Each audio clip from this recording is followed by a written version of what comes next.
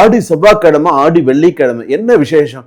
ஆடி செவ்வாய்க்கிழமை அப்படின்னு எடுத்துட்டீங்கன்னா நீங்க விரதம் இருந்து 6 தீபம் ஏத்துங்க. 6 தீபம் ஏற்றுறது எதுக்கான, நான் வீடு கட்டின்னு இருக்கேன், எனக்கு பாதியில நிக்கிறது, என்னால வீடு கிரகப்பிரவேசம் பண்ண முடியல, வீடு மாற முடியல, வாடகை வீட்டுல தான் இருக்கேன், நான் கஷ்டப்பட்டு இருக்கேன்னு சொன்னா செவ்வாய்க்கிழமையை பயன்படுத்திக்கோங்க. இந்த செவ்வாய்க்கிழமையை நீங்க பயன்படுத்தினீங்கன்னா வாழ்க்கையில அமோகமா வருவீங்க. ஆடி வெள்ளிக்கிழமை விசேஷமான ஒரு நாள். ஆடி வெள்ளிக்கிழமைனால விடைகாலையிலே எல்லாமே என்ன பண்ணுவாங்கன்னா, விடைகாலையிலேயே ஏந்திருந்து குளிச்சு தன்னுடைய வேலைகளை முடிச்சு துளசிக்கு தண்ணி ஊற்றி என்னென்ன வேலைகள்லாம் செய்யணுமோ அத்தனை வேலைகளையும் செய்து அவங்க எல்லா வேலையெல்லாம் முடிச்சு அவங்க அடுத்ததா கோவிலுக்கெல்லாம் போய் அபிஷேகம்லாம் பண்ணி பூஜைகள்லாம் பண்ணுவாங்க.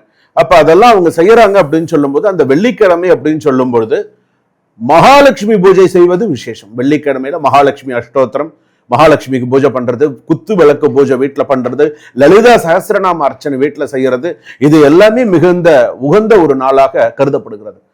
அதனாலதான் இன்னைக்கு சில கோவில்கள் எல்லாம் லட்சார்ச்சனை பண்றாங்க, சில கோவில் எல்லாம் லட்சார்ச்சனை பண்றாங்க, சில விசேஷங்கள் எல்லாம் பண்றாங்க. அதற்கு காரணம் அதுதான். அப்ப அந்த நாலு செவ்வாய் வெள்ளிக்கிழமை, ஆடி செவ்வாய்க்கிழமை, ஆடி வெள்ளிக்கிழமை இதை முக்கியமா நீங்க எடுத்துக்கணும்.